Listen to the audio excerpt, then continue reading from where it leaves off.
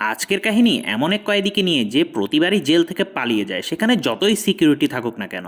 এই গল্প জাপানের সবচেয়ে ভয়ঙ্কর কয়েদি সুজুকির গল্প, যে এই সময় জাপানের সবচেয়ে হাই সিকিউরিটি জেলখানায় তার সাজা ভোগ করছে।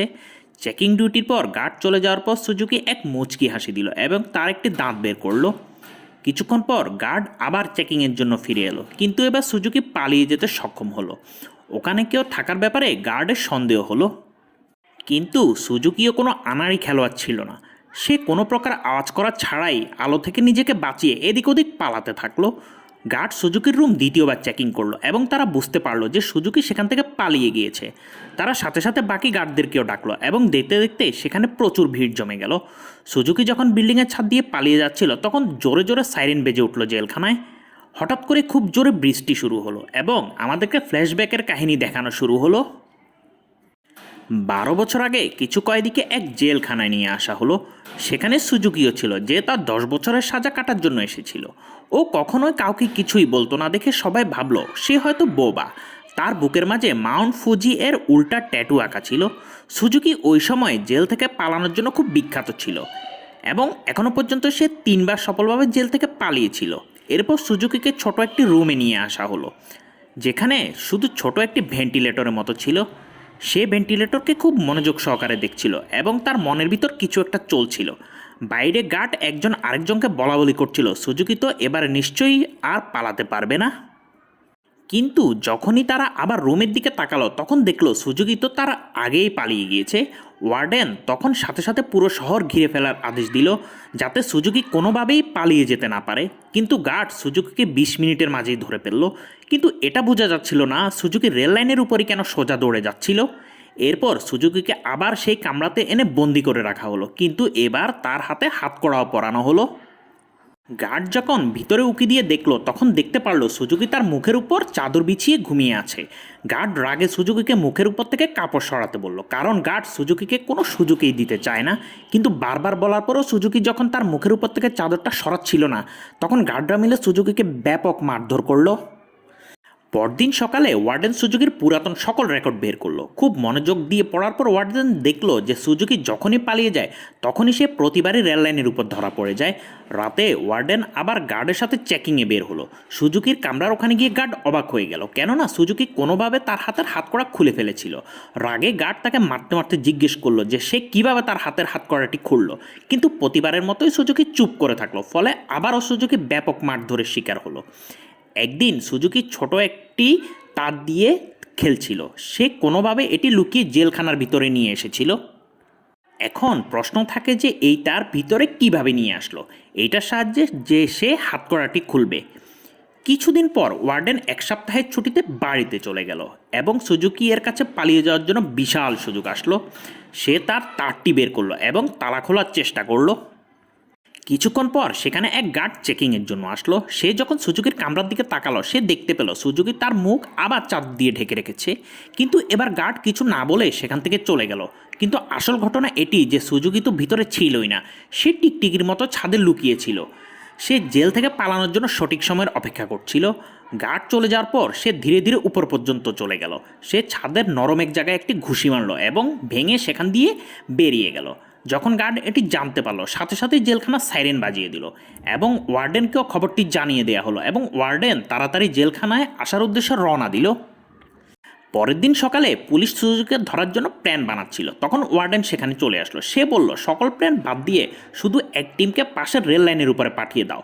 পুলিশ অফিসারদের মনে হতে লাগলো আরে ওয়ার্ডেন তো বুড়ো হয়ে গিয়েছে, আর এই সুজুকি পাগল নাকি যে প্রতিবারই সে রেললাইনের উপর দিয়ে পালাবে। কিন্তু ওয়ার্ডেন যখন তাদের ভরসা দিল যে শতভাগ শিওর সুজুকি ওই রেল লাইনের উপরে পাওয়া যাবে, এবং পুলিশ অফিসাররা ওয়ার্ডেনের কথা বিশ্বাস করে সেখানে একটি পুলিশ টিম পাঠিয়ে দিল রেল লাইনের উপরে, এবং ওয়ার্ডেনের কথাই সত্যি হলো। সুজুকিকে আবার রেল লাইনের উপর থেকে ধরে ফেললো পুলিশ।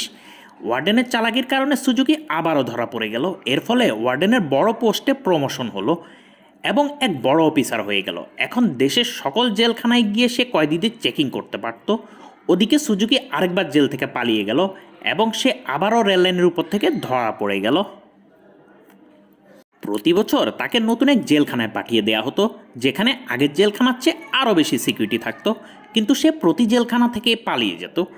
এই কারণে মিডিয়া তাকে স্টার হিসেবে খেতাব দিল এবং পুরো দেশে সে বেশ বিখ্যাত হয়ে গেল। 12 বছর পর তাকে সেন্ট্রাল জেলখানায় নিয়ে আসা হলো। এখানে সে কড়া সিকিউরিটির মধ্যে ছিল, কেননা শুধুমাত্র সিকিউরিটির জন্যই আলাদা 10 জন গার্ড নিযুক্ত করা হয়েছিল। তার যে কামরা সেটিও একদম পুরো সিমেন্ট দিয়ে বানানো ছিল এবং দরজায় অসংখ্য তালা লাগানো ছিল। আর এটি সে আইসোলেশন কামরা, যেটি আমরা গল্পের শুরুতে দেখেছিলাম। গার্ড চলে যাওয়ার পর সুজুকি চারদিকে মনোযোগ দিয়ে দেখতে লাগলো এবং সে আরেকবার পালিয়ে যাওয়ার প্রস্তুতি নিচ্ছিল। একজন গার্ড কামরার ছোট দরজা দিয়ে যখন সুজুকিকে খাবার দিচ্ছিল, ঠিক তখনই সুজুকি তাকে তার হাত ধরে টেনে এনে হাতে হাতকড়া লাগিয়ে দিল, যার সাথে সাথে গার্ড তার বাঁশি বাজিয়ে দিল, যার কারণে সেখানে আরও অনেক গার্ড এসে হাজির হলো।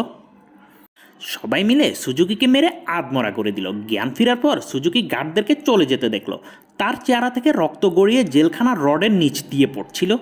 পরের দিন সকালে গার্ড তার হাত কড়িতে আরও কিছু এক্সট্রা সিকিউরিটি লাগিয়ে দিল, যাতে সুজুকি সেগুলো সহজে খুলতে না পারে। যাওয়ার আগে গার্ড সুজুকিকে আরও কিছুক্ষণ মারপিট করে গেল। এভাবে সুজুকির দিন পার হচ্ছিল। সে ইচ্ছে করে গার্ডদের সাথে মারামারি করতো আর গার্ডরা তাকে আচ্ছা মতো ধোলাই দিত এবং সে তার শরীরের রক্ত জেলখানার রড দিয়ে গড়িয়ে নিচে ফেলতো। একদিন গার্ড তাকে এত বেশি মারলো যে তার দাঁত ভেঙে নিচে পড়ে গেল, কিন্তু সুজুকির দাঁতটি উঠিয়ে ফেললো এবং সেটির দিকে তাকিয়ে আজবভাবে হাসতে লাগলো। দেখে মনে হচ্ছিল এটা তার প্ল্যানেরই কোনো অংশ। এরপর সুজুকি তার দাঁতের সাহায্যে দেয়ালে কিছু বানাচ্ছিল। এরপর সুজুকি আবার আরেকজন গার্ডের উপর হামলা করে বসলো। এই কারণে সুজুকিকে এবার সবচেয়ে ভয়ানক শাস্তি দেওয়া হলো। গার্ডরা তাকে লম্বা এক শিকলে বেঁধে উপরে টাঙিয়ে রাখলো। 1 বছর পার হয়ে গেল এবং সুজুকি এখনও তার সাজা ভোগ করছিল। তার অবস্থা একদম খারাপ হয়ে যাচ্ছিল। শরীর একদম ভেঙে যাচ্ছিল আর তার ক্ষতস্থানে পোকা ধরে যাচ্ছিল। অবশেষে একদিন গার্ড এসে তার বেঁধে রাখা সকল শিকল খুলে দিল। 1 বছর পর সে অবশেষে একটু শান্তির নিঃশ্বাস নিতে পারছিল। একদিন ওই জেলখানায় পুরাতন ওয়ার্ডেন সেখানে চেকিংয়ে আসলো। সে আইসোলেশন সেন্টারে গিয়ে দেখলো যে সুজুকির অবস্থা অনেক খারাপ, কিন্তু ওয়ার্ডেন এটিকে না দেখার ভান করে ওখান থেকে চলে গেল। এরপর সেই প্রশ্ন যেখান থেকে গল্পের শুরু। যখন বাইরে বিদ্যুৎ চমকাচ্ছিল তখন সুজুকি তার প্ল্যান সফল করার কাজে নেমে পড়ল। সে মুখ থেকে তার দাঁত বের করলো এবং হাতের হাত করে লক খুলতে লাগলো। আসলে সুজুকি দেয়ালে কিছু বানাতো না, সে আসলে তার ওই দাঁত দেয়ালে ঘষে ঘষে সুচালু করেছিল, যাতে তার সাহায্যে সে হাতকড়ির লক খুলতে পারে। হাতকড়ি খোলার পর সে দরজার কাছে গিয়ে লোহার রডগুলো জোরে জোরে ধাক্কা দেওয়া শুরু করলো। একটানা রক্ত পড়ার কারণে জেলখানার রডগুলোতে মরিচা পড়ে গেল এবং সে কিছুক্ষণ টানাটানি করার কারণে সেই রডগুলো খুলে চলে আসলো এবং সে ওখান থেকে পালিয়ে গেল। এরপর সুজুকির পিছনে যুদ্ধের কাহিনী বলা হলো।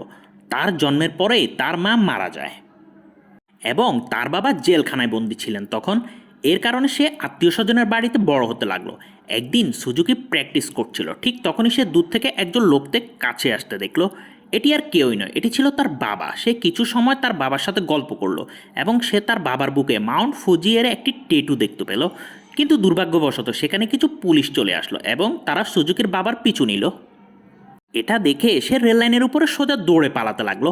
ওই দিন সুজুকি প্রতিজ্ঞা করলো যে একদিন না একদিন সে তার বাবার সাথে দেখা করবেই করবে। আবার গল্প বর্তমান সময়ে আসে, যেখানে সুজুকি পালিয়ে গিয়ে আবার রেললাইনের উপরে দৌড়াচ্ছিল।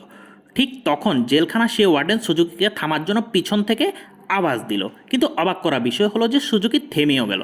কিছু সময় পর গার্ডের একটি টিম এসে সুজুকিকে আবার ধরে নিয়ে গেল।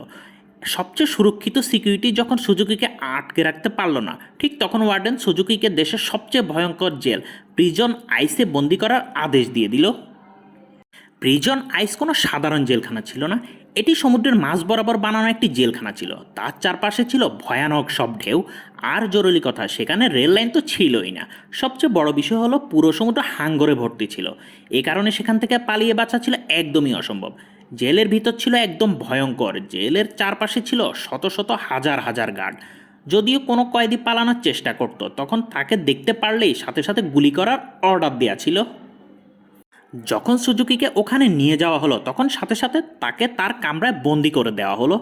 এটি আসলে কোনো কামরা ছিল না, সেটি ছিল আসলে রড দিয়ে বানানো এক প্রকারের খাঁচা, যেটির মাধ্যমে সুজুকিকে আটকে দেওয়া হয়েছিল। যার কারণে সে পালানো তো দূরের কথা, সে এদিক ওদিক নড়াচড়াই করতে পারছিল না। ওদিকে ওয়ার্ডেন জেলখানার লাইব্রেরিতে গিয়ে সুজুকির ব্যাপারে আরও বেশি ইনভেস্টিগেশন শুরু করলো। অনেক খোঁজাখুঁজির পর সে কিছু পুরাতন ফাইল পেল, যা ওয়ার্ডেন পড়তে লাগলো। ওদিকে সুজুকি একদম শান্ত চুপচাপ দাঁড়িয়েছিল। যদিও বাকি যেসব কয়েদি ছিল তাদের জন্য এই জেলখানা থেকে পালানো ছিল একদমই অসম্ভব। কিন্তু সুজুকির মনে কিছু একটা তো চলছিল। হঠাৎ করে সুজুকি তার দুকাত একদম ঢিল দিয়ে ছেড়ে দিল এবং আস্তে আস্তে সে লোহার খাঁচা থেকে বেরিয়ে আসতে লাগলো। একজন কয়েদি সেটা দেখে ফেললো, কিন্তু সে এত বেশি নেশা করেছিল যে সে এটির দিকে তেমন মনোযোগ দিল না। ওদিকে ওয়ার্ডেন তখনও সুজুকির ব্যাপারে রিসার্চ করছিল। ঠিক তখনই জেলখানায় সাইরেন বাজতে লাগলো, কিন্তু এই জেলখানার ওয়ার্ডেন টেনশনে পড়ার বদলে তাকে অনেক খুশি খুশি দেখাচ্ছিল, কারণ ওখান থেকে পালিয়ে বাঁচার কোনো রাস্তাই ছিল না। তার উপর আজকে সকল গার্ডের একজন কয়েদিকে গুলি করে মারার সুযোগ মিলবে। তখন আগের ওয়ার্ডেন ওই জেলখানার ওয়ার্ডেনকে বোঝানোর চেষ্টা করলো যে সুজুকি কোনো সাধারণ কয়েদি নয়, কিন্তু জেলখানার ওয়ার্ডেন আগের ওয়ার্ডেনের কথা তেমন কোনো গুরুত্ব দিল না। পরের দিন সকালবেলা গার্ডদের বন্দুক দিয়ে পুরো দ্বীপে ছড়িয়ে দেওয়া হলো। ওয়ার্ডেন তার গার্ডদেরকে কিছু একটা বোঝাচ্ছিল। ঠিক তখনই আগের জেলখানার ওয়ার্ডেন সেখানে আসলো। সে ওয়ার্ডেনকে বলল যে সুজুকি আসলে তার বাবাকে খুঁজতে এসেছে, যে এই দ্বীপে বন্দি আছে। এটা শুনে সবাই অবাক হয়ে গেল। ঠিক তখনই সুজুকির আসল ঘটনা বেরিয়ে আসলো। আসলে এতক্ষণ যাই ঘটছিল তা সুজুকির প্ল্যানের একটি অংশ ছিল মাত্র। সে বারবার জেল থেকে ইচ্ছে করে পালিয়ে যেত, আবার ইচ্ছে করে পুলিশের কাছে ধরা দিত, যাতে তাকে সব জেলখানায় বন্দি করতে করতে কোনো এক সময় প্রিজন আইসে এনে তাকে বন্দি করা হয়। তার আসল উদ্দেশ্য ছিল তার বাবাকে মুক্ত করা। অবশেষে সুজুকি তার বাবাকে ওই জেলখানার ভিতরে খুঁজে পেল এবং একজন আরেকজনকে দেখে অনেক কান্নাকাটি করতে লাগলো। ওয়ার্ডেন তার বাকি গার্ডদেরকে নিয়ে যখন সুজুকি আর তার বাবার ওখানে যাচ্ছিল, ঠিক আর তার আগেই সুজুকি তার বাবাকে নিয়ে ওখান থেকে পালিয়ে গেল। সুজুকি তার বাবাকে আইসল্যান্ডের একদম বর্ডার পর্যন্ত নিয়ে আসলো। ওখানে প্রথম থেকে একটি প্যারাগ্লাইডার রেডি ছিল। দুজনেই প্যারাগ্লাইডিং নিয়ে চললো এবং সেখান থেকে উড়ে দূরে পালিয়ে গেল। ওদিকে ওয়ার্ডেন এক বুড়ো লোকের সাথে কথা বলার চেষ্টা করলো, যে সুজুকির বাবার বন্ধু ছিল, যে সুজুকির বাবার সাথেই বন্দী ছিল। ঠিক তখনই ওয়ার্ডেন মাউন্ট ফুজির একটি ট্যাটু ওই লোকের বুকে দেখতে পেল। এর মানে হলো যে এত বছরের সাধনা, এত বছরের কষ্টের পরও সুজুকি এক ভুল লোককে নিয়ে সেখান থেকে পালিয়ে গিয়েছিল